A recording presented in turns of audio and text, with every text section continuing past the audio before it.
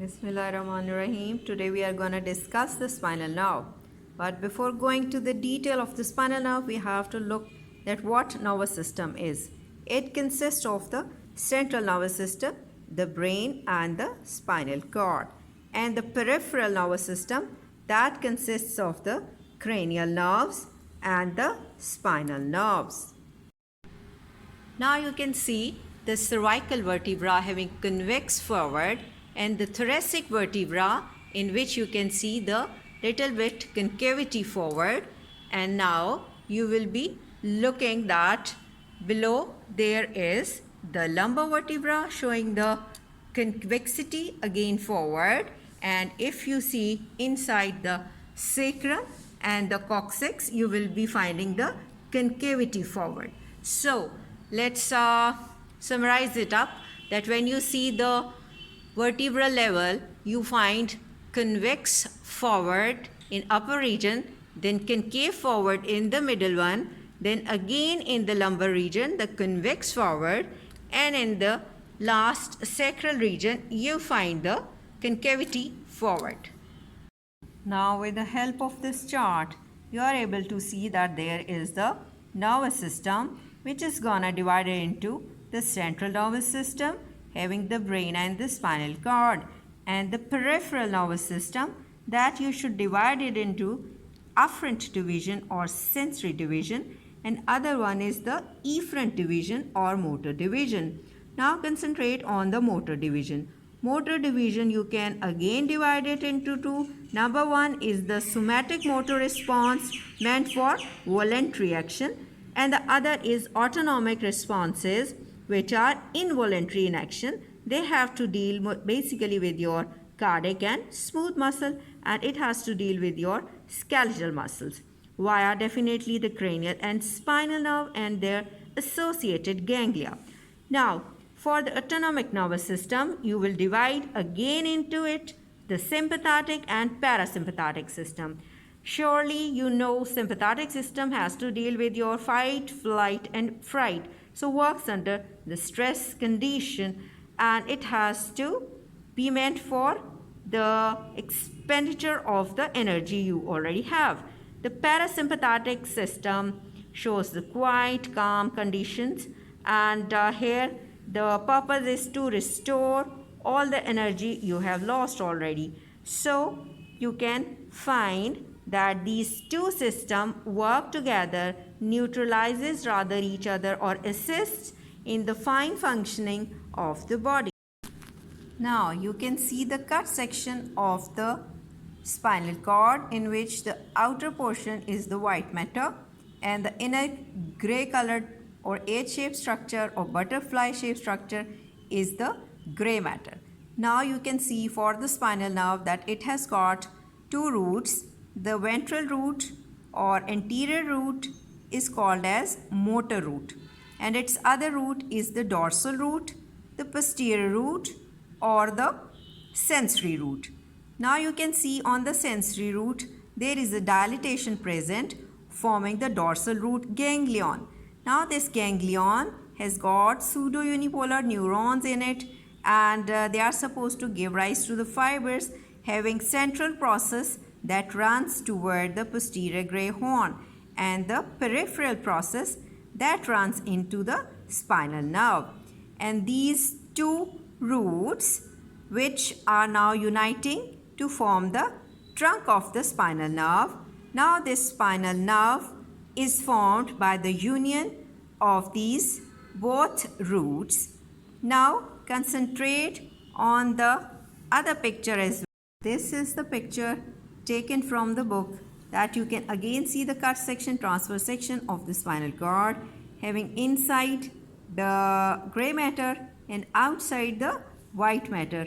Here you can see again I have to mention that from here there is a sensory root or dorsal root, and this is the ventral root or motor root. So the sensory root they take the afferent fibers towards the spinal cord posterior gray horn, and the ventral root carries purely motor fibers or efferent fibers in it.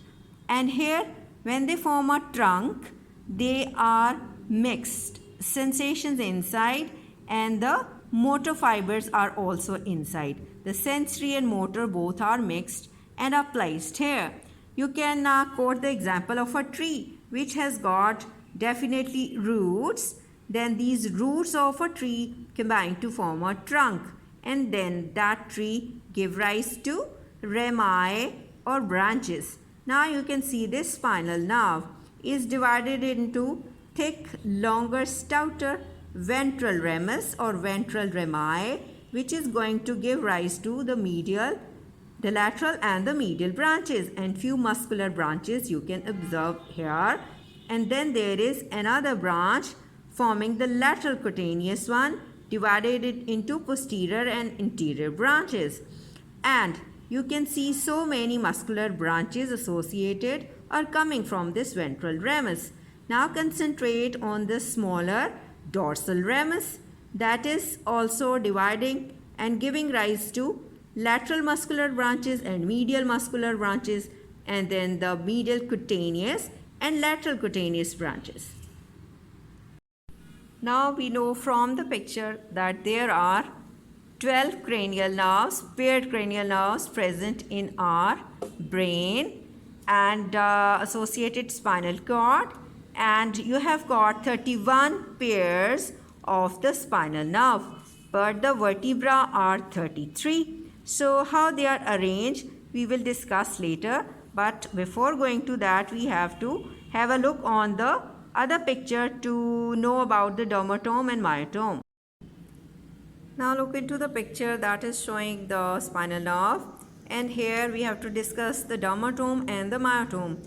And you can see that a strip of muscle supplied by a single spinal nerve from anterior median line to the posterior median line is called as dermatome, and a mass of muscle supplied by a single spinal nerve is called as myotome.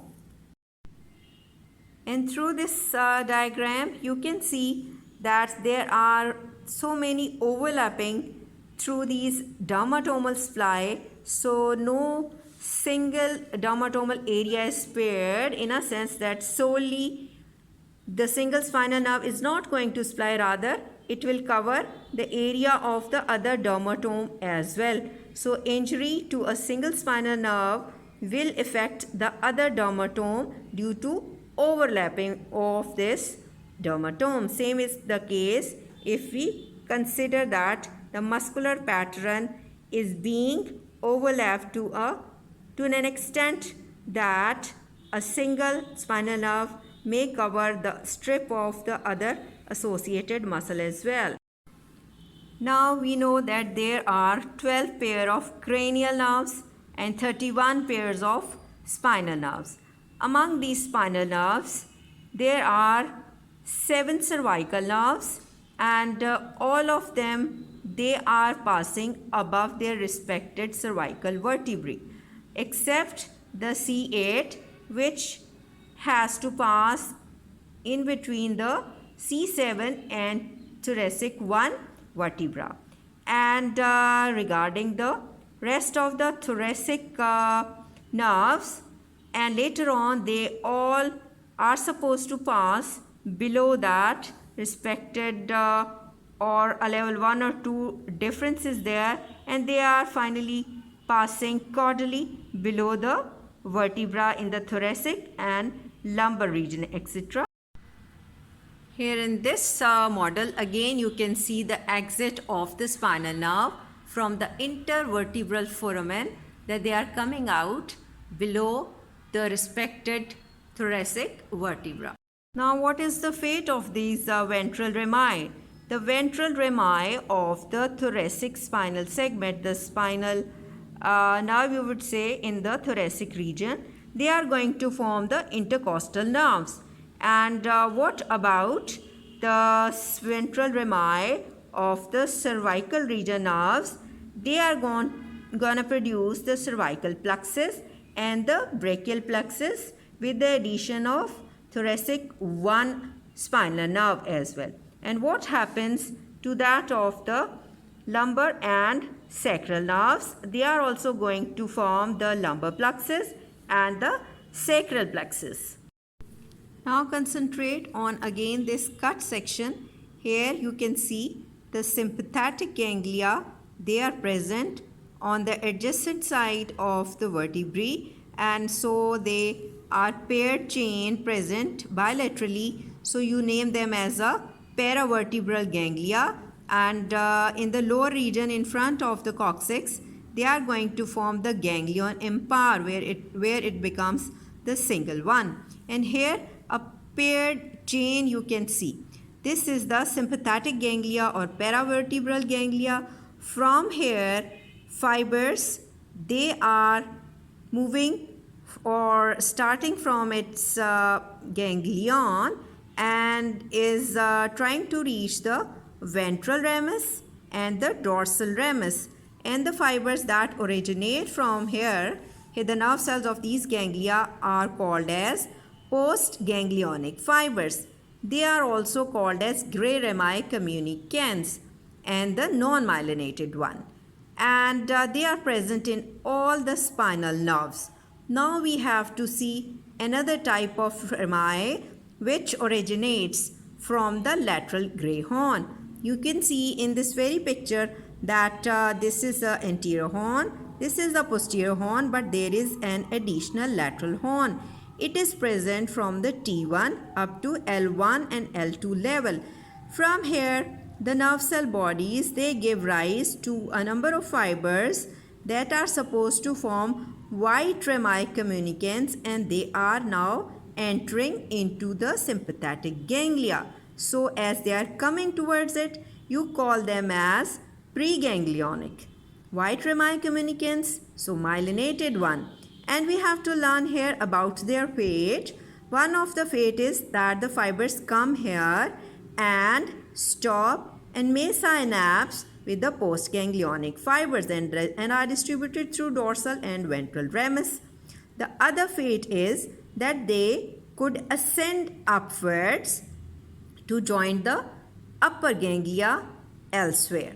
This is the second fate. The third fate is that the fiber, they descends downwards to the lower ganglia, and this is the third fate. And there is another fourth fate of these white rami communicants, that they traverse this sympathetic ganglia without synapsing, without relaying to form the splanchnic nerves and join the collateral ganglia, or you can see the prevertebral ganglia. You can call them sometimes splanchnic or the visceral ganglia, and you will learn their detail in the respected abdomen, pelvis and the other region. So far you have to know that we are supposed to learn about the sympathetic chain present bilaterally, and the white rami communicant originates from the lateral horn, and you are very much clear that this lateral horn is present from the T1 to L1 too. So the name of the sympathetic system is thoracolumbar outflow. So after that, so now what about the parasympathetic system, which is a part of the autonomic nervous system? The name, another name of this parasympathetic system is the craniosacral outflow. Why we call it as? Because it consists of some cranial nerves like 3, 7, 9 and 10, and they use cranial nerve 5 as a road. So some cranial nerve takes parts in the parasympathetic system, and there is another portion of your spinal cord at the level of sacral 2, 3, 4 spinal segment. They are gonna produce the nerves called as pelvic splanchnic nerves. These are the part of parasympathetic system. That is why the parasympathetic system is called as cranio and sacral outflow. And in the sympathetic system, we mentioned that there are splanchnic nerves. They are gonna form from the thoracic splanchnic nerve, lumbar splanchnic nerve and sacral splanchnic nerve. They are carrying the sympathetic fiber in it, and we just mentioned earlier that the pelvic splanchnic nerve are the parasympathetic part of a system, in the craniosacral outflow. We have to learn another thing, that what happens if there is a spinal injury. So we expect 5 signs in the spinal injury. As we have learned from our previous discussion that autonomic nervous system is under the CNS control through its this white rami communicants and the gray rami communicants. So as sympathetic system has to deal with the vasoconstriction of the blood vessels and on exposure to cold and fear especially, and dilatation whenever there is a heat, and there is a sweating as well when the sympathetic system activates. And another word is used, the goose flesh skin, the erector pili muscle associated with the skin and the hair are supposed to be giving the appearance of goose flesh skin. So what happens when there is a nerve spinal injury along with this cutting of the sympathetic system? What we expect? The 5 signs. We can expect the paralysis of the muscles or motor loss would be there, and there would be the loss of sensations as well.